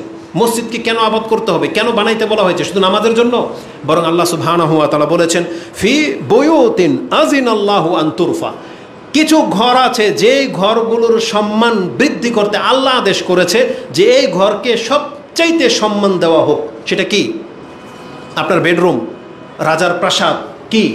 মসজিদ। আল্লাহ বলেছেন ফি আযিনাল্লাহু ফি বুয়ুতিন আযিনাল্লাহু আন তুরফা, আল্লাহ আদেশ করেছেন তোমরা এটাকে যত সম্মানিত করতে পারো করো, মানে মসজিদগুলোকে সবচেয়ে বেশি আবাদ করতে বলা হয়েছে। আনতুরফা ওয়ুযকারা ফিহা ইসমুহু, আর সেখানে কি হবে? রাজনৈতিক পেঁচাল, ব্যবসা বাণিজ্য, আমার গরু হারিয়ে গেছে, মাইক থেকে এটা এলান করা, এটার জন্য মসজিদ, টিকা দেওয়া হবে, এর জন্য মসজিদ।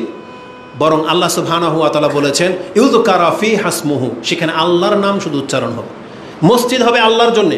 ওয়ান্নাল মাসাজিদা লিল্লাহ, আল্লাহ বলেছেন মসজিদ হচ্ছে কার? আল্লাহর ঘর। তাহলে সেখানে আল্লাহর নাম ছাড়া আর কোনো নাম এখানে চলবে না। অমুক তুমুক, অমুক নেতা তমুক নেতা, ওই সমস্ত কিছু মসজিদ অন্তত চলবে না। এটা হচ্ছে আল্লাহর ঘর, এখানে আল্লাহর নাম নেওয়ার জন্য এটাকে সম্মানিত করা হয়েছে। এবং আল্লাহ বলেছেন ইউসাব্বিহু লাহু ফিহা বিল গুদুই ওয়াল আসাল, মানে সকাল সন্ধ্যা সব সময় এই ঘরে শুধু আল্লাহর প্রশংসা চলবে, আল্লাহর হামদ, আল্লাহর প্রশংসা চলবে। এটার জন্য হচ্ছে এই মসজিদ। কিন্তু আমরা কোথায় করি?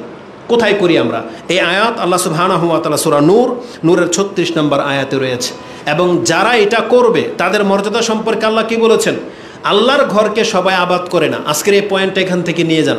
আজকে কারা কারা আছেন, আমি হাত তুলতে বলবো না, অন্তর থেকে যারা কোরআন এবং সুন্নাহকে বুঝে গেছেন, কোরআন এবং সুন্নাহর পথ কোনটা সেটা জেনে গেছেন, নিজেকে আপনি আহলে হাদিস বলেন আর না বলেন, আমরা বলি নাই, নাম দিয়ে আপনি ফিতনা ছড়াবেন, আমরা এটা বলি না, কিন্তু কোরআন সুন্নাহ মেনে চলতে হবে, এই জ্ঞানটা যাদের মধ্যে ঢুকে গেছে। আপনি বলেন তো, আমরা আপনারা যেভাবে আল্লাহকে চিনতে পেরেছি যে আল্লাহ একজন, আল্লাহ শিরককারীকে পছন্দ করে না, শিরককারীকে আল্লাহ কোনোদিন ক্ষমা করবে না, এগুলো আল্লাহর শিরক। মাজার ভক্ত লোকেরা যা করে আমরা তা করি না, আমরা যা করি সব আল্লাহর জন্যই করি। যার এই জ্ঞানটা ঢুকে গেছে, আপনি বলেন তো দেখি, একজন মাজার ভক্ত ব্যক্তি, একজন পীর খানকা ওলা ব্যক্তি, তারা সে কি করে? তার মাজারকে দেখেন তো কি করেছে? লাখ ও কোটি টাকা দিয়ে গম্বুজ শুধু বানিয়েছে, লাখ ও কোটি টাকা দিয়ে গম্বুজ বানিয়েছে, শান শৌকত, লাইটিং, উরুস, মাহফিল সব চলে। মন্দিরওয়ালাদেরকে দেখেন মন্দিরে কি করেছে? আনাগোনা ওদের থাকে, ওদের মান্যত টান্নত নিয়ে মন্দিরে সবসময় ধন্না দেয়। তাহলে আপনি আল্লাহর পরিচয় পেয়ে গিয়ে আপনি আল্লাহর জন্য কি করেছেন?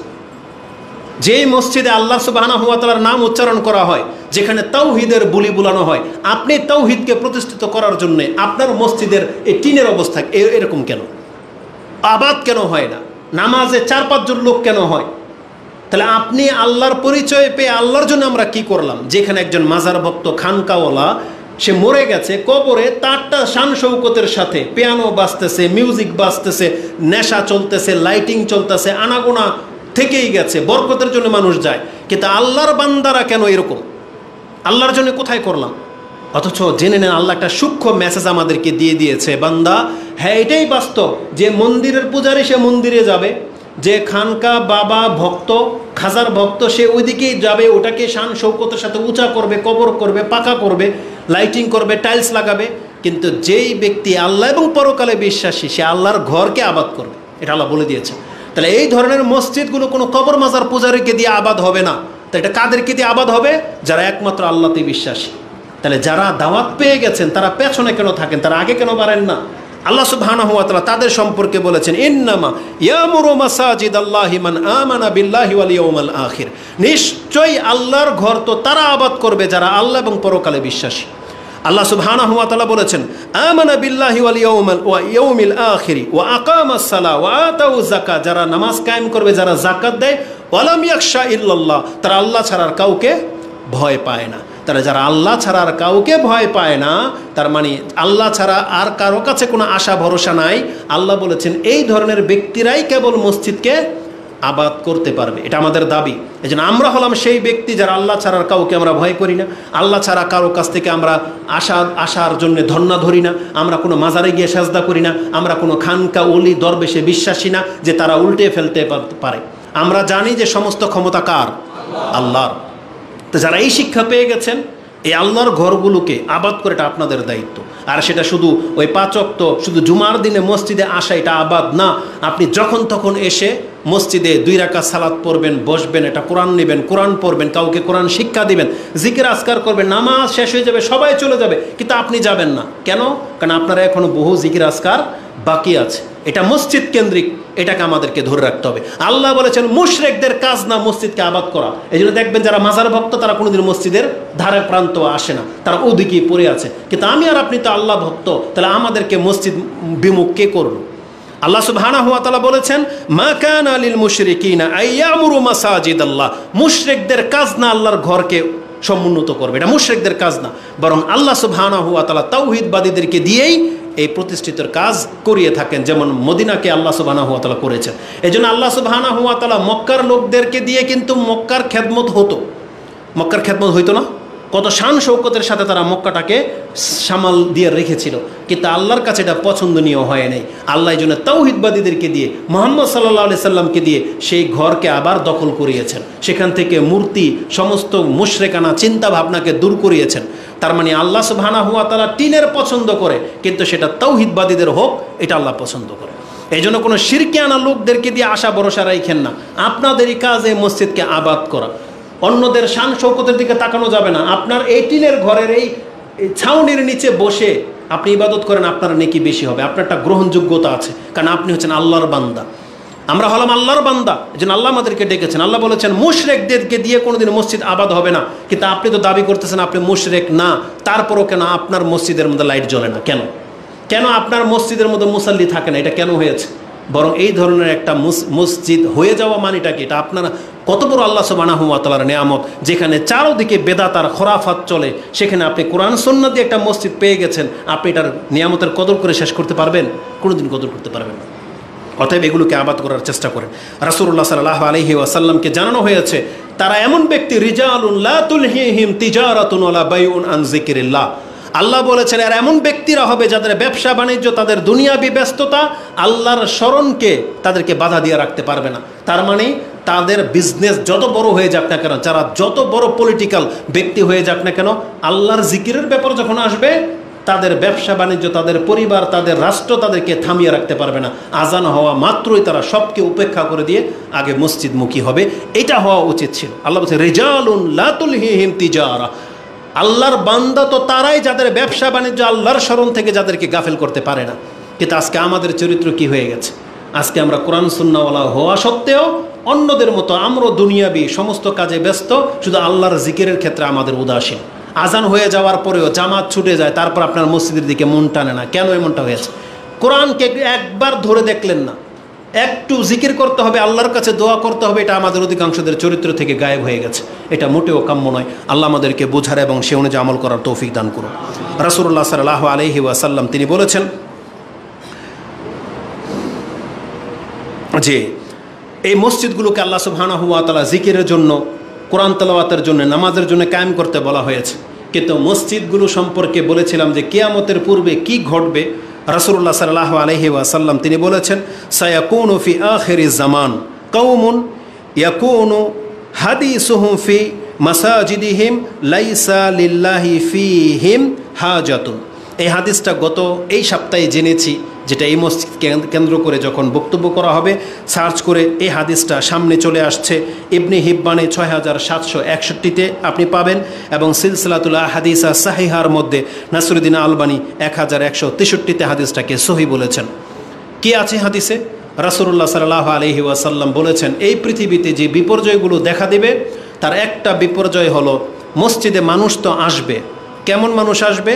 রাসূল বলেছেন, সায়াকুনু ফি আখিরি জামান, কিয়ামতের একেবারে শেষ মুহূর্তে এই পৃথিবীতে এমন একটা জেনারেশন আসতে যাচ্ছে, কাউমুন, এমন একটা জেনারেশন আসবে, ইয়াকুনু হাদিসুহুম ফিল মাসাজিদ, মসজিদে তারা কথাবার্তা বলবে, এমন কথাবার্তা লাইসা লিল্লাহি ফীহিম হাজাতুন, আল্লাহর কোনো প্রয়োজন নেই। তার মানে মসজিদে এসে এমন বক্তব্য ঝাড়বে, এমন খুতবা হবে, এমন আলাপ আলোচনা হবে যেটার সাথে আল্লাহর কোনো সম্পর্ক নেই। বোঝেন? এমনও ব্যক্তিরা আছে দেখবেন ইলেকশনের সময় আসলে টুপি নিয়ে প্রথম কাতারে তাকে সরাই দেওয়া হয়, একটু বড় বড় বসেন, এটা আমাদের লোক আসছে, উনি একটু কথা বলবে, জুমার নমাজের আগে বা পরে কথা বলবে, ওনার মুখের ভাষাগুলো শুই নেন। আসছে মসজিদে জুমার দিন কিছু কথা বলবে, উনি যেই দলের, এই দলের কার্যক্রম ছাড়া আল্লাহর প্রশংসনীয় একটা কথাও তার মুখ দিয়ে বেরোবে না, একটা কথাও না। সমাজের উন্নয়ন কল্পে এইসব কথাবার্তা বলবে, কিন্তু এটার সাথে ধর্মের কোনো সম্পর্ক থাকবে না, মানে আল্লাহর সাথে। এটা নেকি, আপনি যদি একবার সুবহানাল্লাহ বলেন তার একটা নেকি আছে না নাই, কিন্তু এর মধ্যে সুবহানাল্লাহটাও বেরোবে না। এসে বলবে, আপনারা তো আমাকে চিনেন, দীর্ঘদিন আপনাদেরকে খেদমত করেছি, সে সুযোগ দিয়েছেন, আরেকবার সুযোগ দেন, যা করতে পারি না তা করে দেখাই। বুঝেন না? মানে এবার সুযোগ পাইলে তোমাদের আসল রূপটা দেখাও। এটা হচ্ছে তাদের মানে ভাষ্য, এটা তাদের ভূমিকা। এসে মসজিদের মধ্যে এইভাবে করে, একবার প্রকাশ্য তাদের খেলাফ এই হাদিস। তাদের কথা বাদ দেন, তারা বছরে একবার আসে, 5 বছরে একবার আসে। কিছু ব্যবসায়ী আছে দেখবেন, তারা এসে তাদের কথাগুলো বলবে। কিছু দলের মাযহাবের ব্যক্তিরা আছে, তারা এসে তাদের পীর বুজুর্গের এইসব কথাবার্তা বলবে। আমরাও ব্যক্তিগত যদি কোনো পীর বুজুর্গের বরত্ব তুলে ধরি, আপনি জেনে নেন এটাও সেই দিকে যাবে যেটার সাথে আল্লাহর কোনো সম্পর্ক নেই। যেমন রমজান মাসে বলা হয়েছে না কিছু সায়েম, যে লাইসা লাহু হাজাতুন আইয়াদা তাআমাহু ওয়া শারাবা, কিছু সায়েম ব্যক্তি আছে, সিয়াম রেখেছে, কিন্তু আল্লাহর কাছে তার সিয়াম কোনো প্রয়োজন নাই। কেন? কারণ সে শুধু খাদ্য আর পানি থেকে বেঁচে ছিল, সে মিথ্যাও ছাড়ে নাই, মূর্খামিও ছাড়ে নাই, অশ্লীলতাও ছাড়ে নাই। তারপরে বলে আমি সায়েম, আমি রোজাদার ব্যক্তি, কিন্তু দেখেছে ফিল্ম, শুনেছে গান বাজনা, করেছে গীবত এবং সব রকমের মিথ্যাচার, ব্যবসায় দুর্নীতি সব ছিল, বলতেছে আমি রোজাদার ব্যক্তি। রাসূল কি বলেছেন? লাইসা লিল্লাহি হাজাতুন, আল্লাহর কাছে কোনো প্রয়োজন নাই এই ব্যক্তির সিয়াম।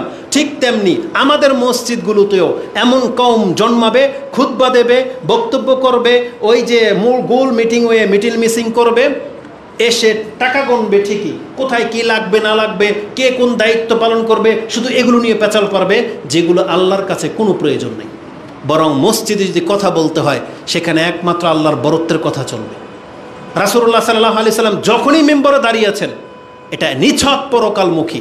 হয় তিনি দাজ্জালের ফিতনা জানাবে সেই জন্য দাঁড়িয়েছেন, বড় ধরনের বিপদ আসতে যাচ্ছে, ফিতনা শুরু হবে, তোমরা বাঁচো, পাপ ছাড়ো, আল্লাহর দিকে ঝোঁকো, এই ধরনের কথা বলা ছাড়া রাসূল কোনোদিন মসজিদের মিম্বরে এসে ভাষণ দেন নাই, অন্য কোনো কাজে না। যুদ্ধের ডাক দেওয়া হবে, মসজিদ থেকে ডাকা হয়েছে, এটা আল্লাহর জন্য। তার মানে যেই কাজগুলো আল্লাহর সাথে রিলেটেড, এমন কাজ ছাড়া যত কথাবার্তা আছে, এগুলো আল্লাহ সুবহানাহু ওয়া তাআলার খেলাফ, এগুলো আল্লাহ কোনোদিন গ্রহণ করবে না, ছুঁড়ে ফেলে দেবে। আর রাসূল বলেছেন কিয়ামতের পূর্বে এই কাজগুলি মসজিদে বেশি হবে, আল্লাহর গুণগান কম হবে, আল্লাহর বরত্ব কম হবে, আল্লাহর জিকির আজকার কম হবে, কিন্তু মিটিং মিছিল সব কিছু এই মসজিদ কেন্দ্রিক হবে। আপনি যে সমস্ত কবর মাজার কেন্দ্রিক যে মসজিদগুলো আছে না, সেখানে যেয়ে দেখেন তারা সেখানে কাউলি গানে ব্যস্ত, কাউলি গায়, সেখানে খাজার বরত্ব অমুক তমুক গায়। তারা বলে, তাদের ভাষা তো কত চরম, কত মিথ্যাচার থাকে, আপনারা তো জানেনই। কাউলি তারা গায়, ওই যে আট্রসি, মেজবান্ডারি, এই সমস্ত জায়গাগুলোতে মধ্যে কত ভাষায় তারা সেই ব্যবহারগুলো করে, আমরা এটা বলতে চাই না। খাজা আজমিরি বা ওই যে যেটা ইন্ডিয়াতে বড় মাজার যেখানে আছে, সেখানে সব সময় ওই শেয়ারকে মানে কাউলির মধ্যেই তারা মাজারকে জিন্দা করে রেখেছে। তারা বলে যে, কিছুদিন আগে একটা মানে শুনলাম, বলতেছে যে মে সুন্নিও আকিদে ওয়ালা হুঁ আর তু কিউ মুঝসে জলতা হ্যায়, अरे मैं क्या सारा ज़माना भी मेरे ख़ज़ा के पल पे पलता है, यहाँ ख़ज़ा का सिक्का चलता है, यहाँ ख़ज़ा का सिक्का चलता है। আমি যদি সুর দিয়ে বলি আপনারও ঝুম উঠে যাবে। এর যেভাবে বলছে মে সুন্নি আকিদে ওয়ালা হুঁ আর তু কিউ মুঝসে জ্বলতা হ্যায়, আমি তো সুন্নি। সে বলছে আমি তো সুন্নি, তুই আমার কেন নাক ছিটকাস?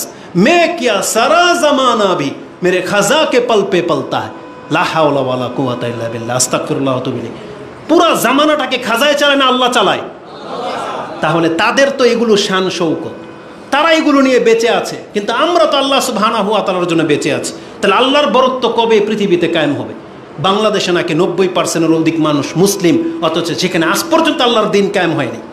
আল্লাহর কথা বলতে গেলে কত জমা খরচ দিয়ে কথা বলতে হয়, অথচ বাতিল আকিদার যে কোনো গণতন্ত্রের পক্ষ নিয়ে কথা বলতে তারা শান দাপটের সাথে কথা বলতেছে। তাহলে আপনি আল্লাহর বান্দা হয়ে কি লাভ হয়েছে?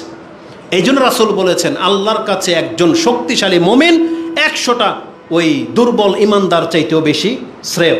রাসূল সাল্লাল্লাহু আলাইহি ওয়াসাল্লামের হাদিসটা দেখে নেবেন, ওখানে 70 বা 100 যেটাই আছে তার কাছ থেকে আল্লাহর কাছে একজন শক্তিশালী মুমিন হচ্ছে প্রিয়। কেন আমরা এটা হইতে পারতেছি না? আজকে ইন্ডিয়ার মধ্যে মুসলিমদেরকে জায়গায় জায়গায় চিপা চাপায় একজনকে হত্যা করতেছে। তাহলে আমাদের মুসলিমদের সেই চরিত্র কবে আসবে যে আমরা এর পাল্টা জবাব ওদেরকে দিতে পারবো? কেন আমরা শুধু ফেসবুকে স্ট্যাটাস দিয়েই খান্ত? কেন এটা প্রতিকার করতে হবে না?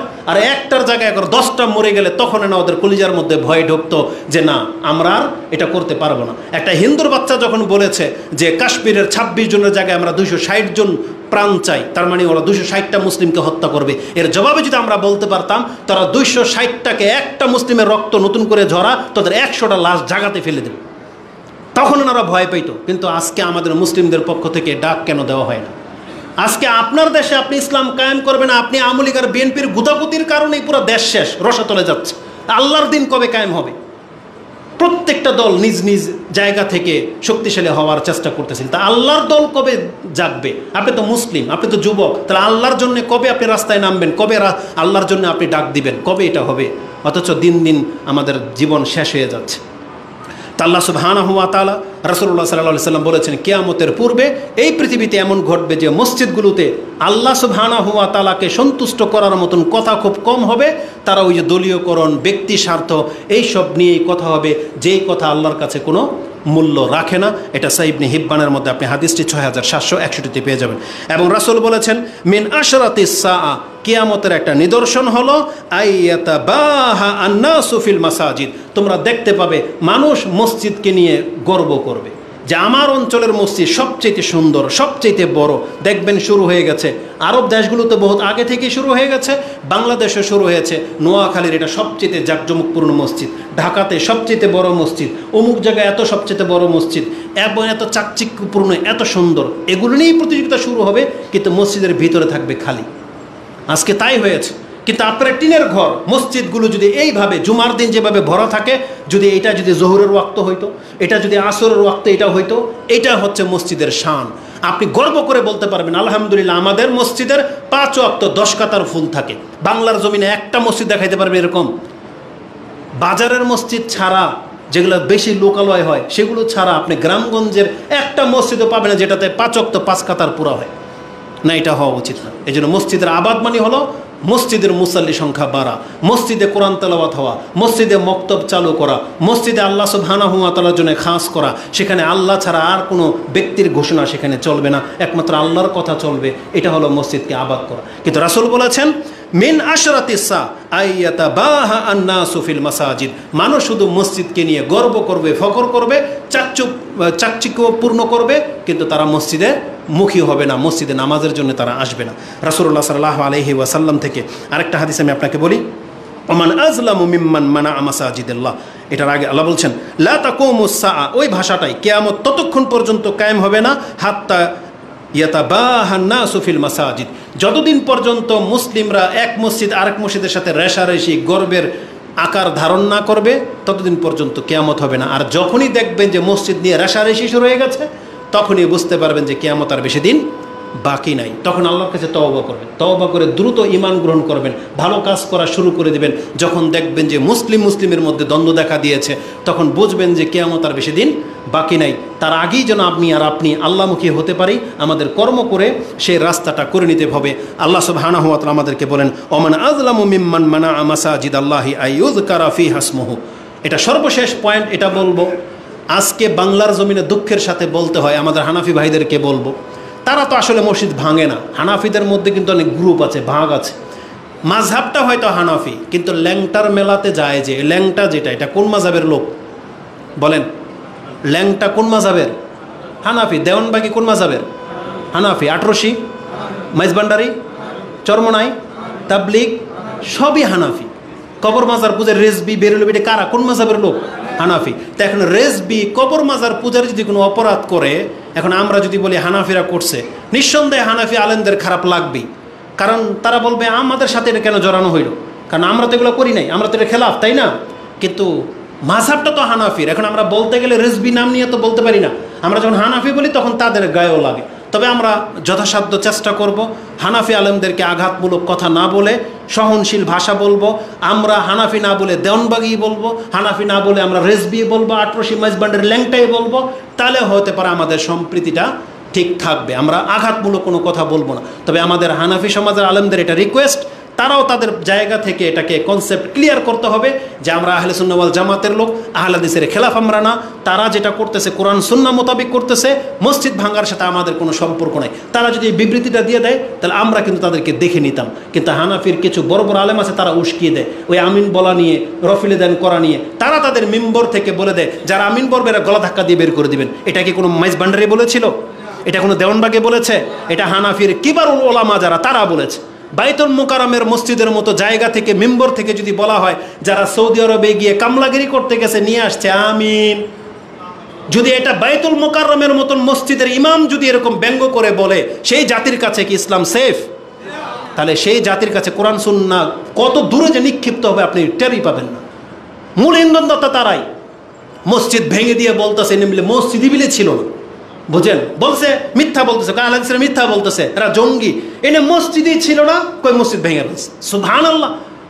এতগুলো রেকর্ডিং, জেল জন্ত একটা প্রমাণ, ডাইরেক্ট যদি এভাবে মিথ্যা বলে, আর আমরা যদি এখন বলি যে হানাফি হুজুররা মিথ্যা কয়, তখন আপনারা আবার খেপে যাইবেন যে হানাফি হুজুররা তখন খেপে যাবে কি যে এরা আমাদের সম্পর্কে মিথ্যাচার করে। অথচ আপনার দলের লোকেরাই তো মিথ্যাচার করলো, প্রকাশ্যে একটা মসজিদ ভেঙে দিয়ে বলতেছে এখানে নাকি মসজিদই ছিল না। আরে আমিন বললে গলা ধাক্কা দিয়ে বের করে দেবেন মানে কি অতি ইহুদি নাকি? বরং রাসূল তো বলেছে আমিন শুনলে ইহুদিদের গা জ্বলে। তা আপনার গা জ্বলে কেন? তার মানে বোঝা যাচ্ছে যে ইহুদিদের নেচারটা আপনার মধ্যে আছে। এটাই না প্রমাণ হয়? তাই জন্য আমরা আক্রমণাত্মক বক্তব্য দেব না। আমরা আমাদের মুসলিম ভাইদেরকে বলতে চাই, বাংলাদেশে এখন একটা ক্রিটিক্যাল পর্যায়ে আছে। এখন মার খেলে আহলে হাদিসরা শুধু মার খাবে না, আল্লাহ কিন্তু আপনাকে ছেড়ে দিবে না। আর মার খেলে শুধু হানাফি মার খাবে না এমন না, আমরা কিন্তু বাদ পড়বো না। আল্লাহর পক্ষ থেকে মার আসলে কিন্তু আমাদের সবার উপরে মার আসবে। ইন্ডিয়া যদি ষড়যন্ত্র করে বাংলাদেশকে নিয়ে, এটা কি আর আহলে হাদিসরা হানাফি দেখা করবে নাকি বাংলাদেশ হিসাবে করবে? এই জন্য আমাদের মুসলিমদের দাড়ি টুপিওয়ালাদের উচিত হচ্ছে এখন এক হয়ে যাওয়া, এইসব বিষয় নিয়ে এখন আর কাউকে বাধা বিঘ্ন না ঘটানো। বরং আমরা চাই আমাদের রাষ্ট্রে দাড়ি টুপিওয়ালা, কোরআন সুন্নাহওয়ালা কেউ একটা ক্ষমতায় আসুক। এটা চান কি চান না? আমরা এটাই চাই। আল্লাহ তুমি কবুল করো, এটা আমরা চাই। সে কোন ঘরানার এটা আমরা দেখবো না। আমরা এখন, আমি বলি এটা আমার ওপিনিয়ন, আমাদের বড়রা এটা কীভাবে নেবে নেক, কিন্তু এটা আমার ওপিনিয়ন। আমি যেটা মনে করি যে হানাফিও তো বড় বড় আলেমরা আছে, তারা কেন ক্ষমতাটা দখল করে নিচ্ছে না কেন? কিসের ইলেকশন? ডাইরেক্টলি ক্ষমতাতে দখল করতে হবে যে এবার রাষ্ট্র চলবে দাড়ি টুপিওয়ালাদের মাধ্যমে। এটাই তো হওয়া উচিত। আমরা তাদের সাথে আছি, তারা যাক না, আমরা জীবনে কোনোদিন তাদের খেলাফ দাঁড়াবো না যদি তারা ক্ষমতায় চলে আসে। এই জন্য আমরা বলবো বিজ্ঞ আলেমদেরকে এগিয়ে আসতে, আমরা তাদের সাথে আছি, তারা আগে ক্ষমতায় বসুক। এটাই হতে হবে ভবিষ্যতের প্ল্যান। এটা না হইলে কিন্তু আমরা সবাই লাঞ্ছিত হব। কারণ আল্লাহর কাছে কি জবাব দেবেন কিয়ামতের মাঠে? আপনি বলবেন যে আল্লাহ আমি বিএনপি আমলিক অমুক তমুক গণতন্ত্রের জন্য প্রাণ দিয়েছি, রক্ত দিয়েছি, এটা বলবেন? আর এটা বললে কি আল্লাহ আপনাকে ছাড়বে? তাহলে আপনি মুসলিম হিসেবে আপনি কোন দল করেন এটা আমার দেখার বিষয় না। আমি আপনাকে মুসলিম ভাই হিসেবে শুধু নসিহা করব, কিয়ামতের মাঠে যখন আপনি আল্লাহর সামনে দাঁড়াবেন, আপনাকে তো আল্লাহ বলবে তুমি তোমার নাজাতের জন্য কি করেছো, একটা কিছু পেশ করো। তখন যাতে আপনি বলতে পারেন যে আল্লাহ আমি জমিনে নিরুপায় ছিলাম, অসহায় ছিলাম, ছোট্ট একটা ব্যক্তি ছিলাম, তবে ওই জায়গায় এই হক কথাটা বলার ছিল, তোমার দিন কায়েমের জন্য এই কাজটা করা উচিত ছিল, আমি আল্লাহ এতটুকু করেছি। আমার ক্ষমতায় ছিল না আল্লাহ, তারপর আমি এই দলগুলোর সাথে জড়াই নেই। আপনি জানেন এই কথাটা আমার না, এটা হাদিসে আছে। ইমাম মুসলিম রাহিমাহুল্লাহ 384 নম্বর হাদিসে আপনি পেয়ে যাবেন, যেখানে আছে আল্লাহ সুবহানাহু ওয়া তাআলা হাসরের মুসলিমদেরকে দেখিয়ে দিয়ে বলবে এই যে সব দলের নেতাদের সাথে চলে গেছে, তোমরা এখানে কেন বসে আছো? তারা বলবে আল্লাহ আমরা তাদের দুনিয়াতেও কুন্না আফকারা আলাইহিম, আমরা তাদের চাইতেও বেশি অমুখাপেক্ষী ছিলাম, মানে মুখাপেক্ষী ছিলাম, অভাবে ছিলাম, তারপরও আমরা দুনিয়াতে কোনোদিন তাদের সাথে মিশে যাই নাই। তারা যেই পথ ধরেছে আমরা সেই পথ ধরি নাই, আমরা আল্লাহ তোমার পথে ছিলাম, আমরা অভাবে ছিলাম, অসহায় ছিলাম, তারপরও এই সমস্ত রাজনৈতিক দল, এই সমস্ত বাতিল পন্থাদের অন্তর্ভুক্ত আমরা হই নাই আল্লাহ। আজকেও আমরা তাদের সাথে যাই নেই, আমরা তোমার ইবাদত করেছি, তোমার অপেক্ষায় বসে আছে। এটা ইমাম মুসলিম লম্বা হাদিসের মধ্যে আপনি এটা পেয়ে যাবেন, 340, 41, 42, 43, এই 4টা হাদিস পড়েন, 4টা হাদিসের মধ্যে এই জায়গায় আছে।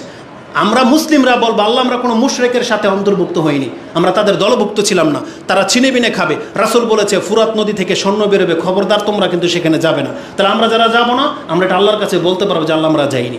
যেমন ওই নবীর সময় মুসা আলাইহিস সালাম বলেছিল যারা আমার এই নদী থেকে পানি পান করবে সে আমার দলের অন্তর্ভুক্ত না। যারা পান করেছিল তাদেরকে তাদের অন্তর্ভুক্ত করা হয়নি। ঠিক আমাদেরকে ওইভাবে পরীক্ষা করা হচ্ছে। আপনি দেখতে পাচ্ছেন ক্ষমতা ছিনিমিনি করে এক একজনে নিয়ে যাচ্ছে, আপনি ক্ষমতা চেয়ে নিয়েন না, আপনি এটা ধার প্রান্ত যেন না, সরকারি সম্পত্তি লুটেপুটে খাচ্ছে আপনি যেন না। তাহলে আল্লাহর কাছে আপনি বলতে পারবেন যে আল্লাহ আমি অন্যায়ভাবে কোনোদিন আমার এই উদুরে কিছু আমি ভরি নেই, এটা তো বলতে পারবেন নাজাতের জন্য, নাকি না? এই জন্য আল্লাহ সুবহানাহু ওয়া তাআলার কাছে আমরা তৌফিক কামনা করি, আল্লাহ তুমি আমাদের মুসলিমদেরকে কবুল করো, আমিন। আকুলু লিকাউলি হাযা আস্তাগফিরুল্লাহ লি ওয়া লাকুম ওয়া লিসাইরিল মুসলিমিন ফাস্তাগফিরু ইন্নাহু হুয়াল গফুরুর রহিম।